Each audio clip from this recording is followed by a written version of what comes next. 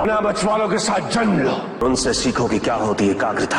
तांत्रिक परंपरा एक बहुत ही जटिल और अत्यंत गुण ज्ञान से उत्पन्न हुआ है भारत। इसका संसार अत्यंत विचित्र और विशिष्ट भी है। इसका जीवन दर्शन अनूठा है और इसके अपने नियमावली और विधि विधान होते हैं। इस ज्ञान और विचारधारा के अनुयायियों के लिए अत्यंत आवश्यक है कि वो उसकी नियमावली और आचार संहिता का अनुसरण करें। ये विद्या कई रीतियों और पद्धतियों का सम्मिश्रण है। इस ज्ञान को प्रबुद्ध करने के पश्चात इसके अनुयायी कोई भी अविस्मरणीय कार्य कर सकते हैं। इस ज्ञान की प्राप्ति हेतु तुम्हें मुझे अपने गुरु के रूप में स्वीकार करना होगा। मुझे गुरु के रूप में स्वीकार करने के पश्चात पति पत्नी के सारे अधिकार स्थगित कर दिए जाएंगे। क्या तुम्हें स्वीकार है? हमें स्वीकार है।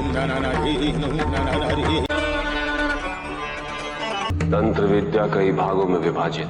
इसमें शीर्ष स्थान भैरव तंत्र का। इस विद्या की प्राप्ति आवश्यक ही नहीं अपितु आगे के ज्ञान तक पहुंचने के लिए अनिवार्य भी। तंत्र विद्या का महाबली शस्त्र है भैरव तंत्र। इस विद्या को प्राप्त करने के पश्चात सूर्य को भी निस्तेज किया जा सकता है। भैरव तंत्र को प्राप्त करने का एकमात्र मार्ग है एकाग्रता। यदि किसी कारणवश एकाग्रता खंडित हुई तो ये विद्या सौभाग्य के स्थान पर दुर्भाग्य के कुछ प्रभाव को उजागर करने लगेगी। आओ अब तुम मेरे साथ मंत्र उच्चारण करो।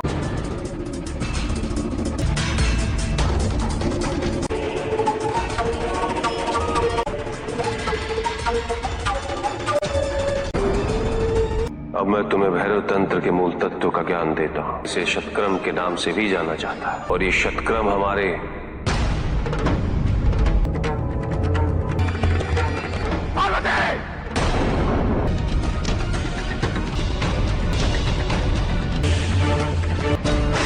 हमें क्षमा कर दीजिए स्वामी। तंत्र विद्या के ज्ञान में क्षमा का कोई स्थान नहीं होता पार्वती। त्रुटि होने के पश्चात दंड को स्वीकारना ही पड़ता है।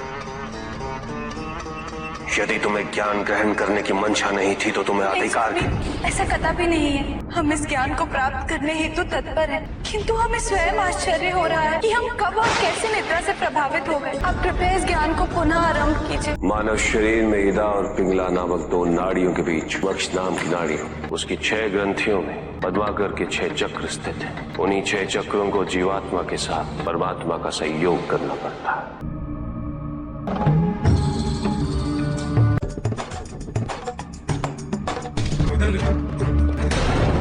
और इसके पश्चात पार्वती